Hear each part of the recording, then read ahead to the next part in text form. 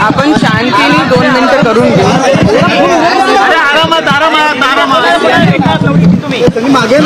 आज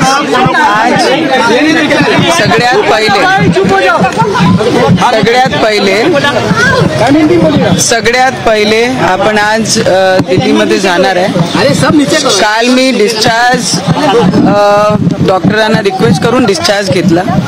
अजूनही health issues माझे तसेच आहे आणि त्याची केअर मला सुद्धा करायची आहे. आणि त्याच्यासोबत जेही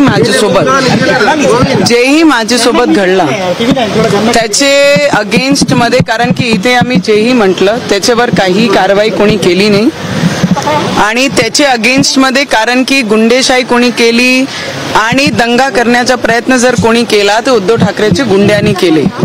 आमचे घराचे बाहेर मुंबईला सुद्धा आणि अमरावतीला सुद्धा, त्या दोन्ही ठिकाणी ज्या पद्धतीने गुंडे पाठवून जे हल्ला करण्यात आला त्याच्या अगेन्स्ट आम्ही जेव्हा कंप्लेंट दिली त्याच्यावर अजूनही काही कारवाई नाही झाली. संजय राऊत जे पोपट आहे, रवीजींची भाषा ते चवन्नी छाप ज्याला आपण म्हणतो, आणि त्यांनी ज्या पद्धतीने म्हटलं की 20 फूट गड्ड्यामध्ये गाडून देऊ, त्याच्या अगेन्स्ट मध्ये जेव्हा आम्ही इथे तक्रार दिली तर त्याच्यावर काही ऍक्शन नाही झालं. त्याच्यासाठी मी दिल्ली चालली आहे. आणि त्याच्यासोबत जे माझ्यासोबत घडलं आणि कोर्टाचा कोणीही जर म्हणत असताना अपमान आम्ही केला, आमचे सारखे लोक, एक आमदार आणि एक खासदार कोर्टाचा सन्मान एक भारतीय नागरिक म्हणून नेहमी करत आलो आणि पुढे सुद्धा आम्ही त्याची पूर्ण रिस्पेक्ट करणार आहे. आणि त्यांच्या आदेशाचा पालन सुद्धा आम्ही केला. एकही शब्द आम्ही त्या विषयावर, ते ऑफेन्स बद्दल आम्ही हनुमान चालीसा वाचू आणि मातोश्री या तिन्ही चारी बाजूनी एकही वक्तव्य आम्ही केला नाही. आणि त्या सब्जेक्टला धरून आम्ही काहीच बोललो नाही.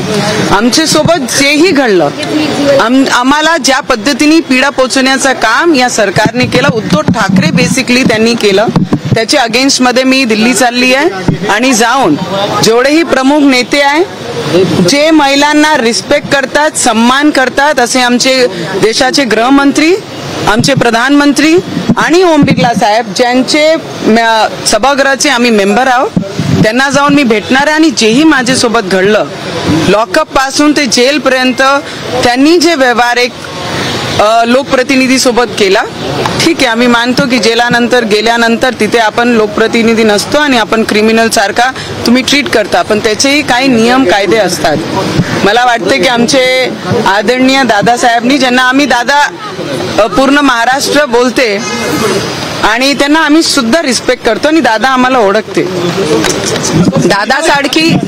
दादासारखी एक सेकंड, दादासारखी व्यक्तीनी असं भाष्य करणं, मला वाटते आमच्यासारखे लोकांना डिमॉरलाइज करण्याचं काम करत आहे. तो पण मी दादांना एक रिक्वेस्ट करन, दादांनी पोलीस स्टेशनची गोष्ट केली, ठीक आहे, ते व्हिडिओ व्हायरल केला, पण दादा एक महिला सोबत तुम्ही असताना या महाराष्ट्रामध्ये मुख्यमंत्री काही कामाचं नाही आहे, ते आपल्यालाही माहिती आहे. आणि तुम्हीच मुख्यमंत्रीचे पदापेक्षा जास्त कामं करतात, तर आपण सुद्धा याची माहिती घ्यावं की लॉकअप पासून आणि जेलापर्यंत कोणत्या पद्धतीने आमच्यासोबत व्यवहार झाला, त्याची चौकशी जर आपण केली तर आपल्याला माहीत पडेल. कारण आपण ठोक रोक बोलणारे व्यक्ती आहे, तर त्याची माहिती घेऊन त्याच्यावर सुद्धा आपण बोललो पाहिजे, एवढी विनंती करते. आज मैं दिल्ली जाने वाली हूँ और दिल्ली जाके पहले तो मैं बार बार यही कह रही हूँ कि हमने कोर्ट का हमेशा सम्मान किया है और मैं करती आ रही हूँ. और ये भारतीय नागरिक होने के नाते हमारे इस देश में रहने वाला हर एक व्यक्ति कोर्ट का सम्मान करता, उसी तरीके से हम भी करते हैं. Court has given special 9 orders कि वो सब्जेक्ट पर हम कोई भी बात नहीं करेंगे. हमने ऑफेंस के बारे में बात नहीं की, हमने किस तरीके से ऑफेंस लगाया उसके बारे में बात नहीं की. वो सब बातें बाजू में रख के जो मेरे साथ लॉकअप से लेके जेल में हुआ, मेरी हेल्थ इश्यू को लेके जिस तरीके से उन्होंने अवॉइड किया, वो सब चीजों पे मेरा बात करना, लोगों को सामने लाके बताना. अगर एक लोक प्रतिनिधि के साथ में ऐसा हो सकता है तो एक आम पब्लिक के साथ में किस तरीके से व्यवहार होता है, ये मेरा बोलना बहुत जरूरी है. और एज ए लोक प्रतिनिधि ये संविधान ने मुझे अधिकार दिया है, मेरा अधिकार मुझसे किसी ने नहीं छीनना चाहिए. मैं आपको ये बताती हूँ कि दिल्ली जाकर मेरे देश के, हमारे देश के जो महिलाओं को रिस्पेक्ट करने वाले, जो महिलाओं के प्रति भावना रखने वाले, ऐसे हमारे देश के गृह मंत्री, हमारे देश के प्रधानमंत्री और हम जिस सभागृह के मेंबर हैं, ऐसे लोकसभा अध्यक्ष हमारे ओम बिरला साहब, इनको जाके जो चीजें मेरे साथ हुई हैं उनके अगेंस्ट कंप्लेंट देने वाली, क्योंकि महाराष्ट्र में मैंने कंप्लेंट दे के भी जिन्होंने खुलेआम गुंडे शाही के शब्दों में मुझे कहा कि इनको 20 फुट गाड़ देंगे और शमशान में इनके जलाने के लिए सामग्री भी पहुंचा दी गई है। तो मुझे लगता है इसके अगेंस्ट में दिल्ली जाके, जहां मेरा घर है, वो पुलिस स्टेशन जाके हम कंप्लेन करेंगे और जितनी भी चीजें लॉकअप से जेल तक हुई है उसके अगेंस्ट में कार्रवाई की मांग करूंगी मैं। और ऐसे कोई भी लोक प्रतिनिधि हो या आम व्यक्ति, नागरिक हो या महाराष्ट्र के या देश का, उसके साथ ऐसी दुर्घटना नहीं होनी चाहिए।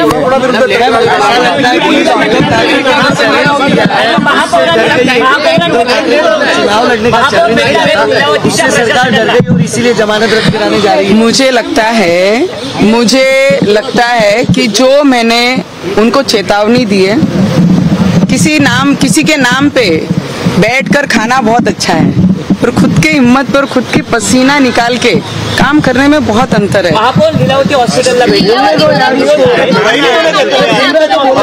और जिस तरीके से उद्धव ठाकरे बहुत ज्ञान की बातें करते हैं, मुझे उनको एक प्रश्न है, बीजेपी के पीठ पे खंजर घोंपने वाले ने सिद्धांतों की बात नहीं करनी चाहिए। सिद्धांत उद्धव ठाकरे के साथ में नहीं, बाड़ा साहब के साथ थे। सिद्धांत बाड़ा साहब के साथ चले गए और उद्धव ठाकरे ने जिस तरीके से धोखा देके बीजेपी के पीठ में खंजर खोपाए, उन्होंने हमको सिद्धांतों का ज्ञान नहीं देना चाहिए। सिद्धांतों का ज्ञान हम लेके चलते हैं, तो उन्होंने नहीं सिखाना चाहिए। मला असं वाटते ज्या लोकांनी मला असं वाटते की आम्ही लढणारे लोक आहोत, घाबरणारे लोक नाही। और जो भी लीलावती का जो भी चीजें ये बात कर रहे हैं, इनको कोई काम नहीं है। अगर काम होता तो हमारे एक एक व्यक्ति, नारायण राणे साहब का हो गए, बाकी जितने भी जन हैं जो इनके विरोध में बोलते हैं, घरों पे कार्रवाई करते हैं, घर तोड़ते हैं या उनको अंदर डालते हैं, यही काम उद्धव ठाकरे के और उनके आजू बाजू जो पिलांटू हैं, जो उनके सलाहकार हैं, जिन्होंने बीजेपी के पीठ में खंजर कैसे घोंपना जो सिखाया, तो मुझे लगता है कि उन पे बात करना और ये सब उचित नहीं। और Uddhav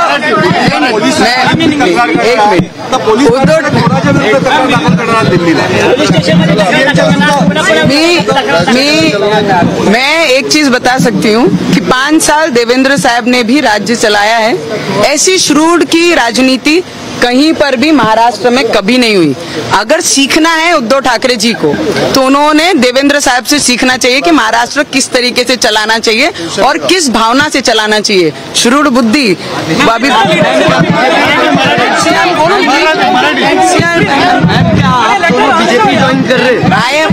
I'll tell you one thing. I'm going to go Delhi and meet all the leaders who respect women. I'm going to meet them, the respected HM, the respected Prime Minister of this India, the respected the Lok Sabha Speaker.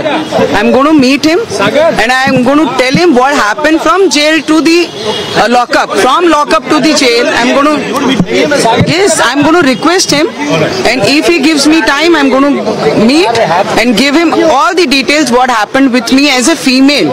I am the first female in Maharashtra who's gone to jail as a representative, and that too which subject I have gone to jail. That is my question. I'm going to go and ask him to inquire about this. Whatever happened with me, it is not justice.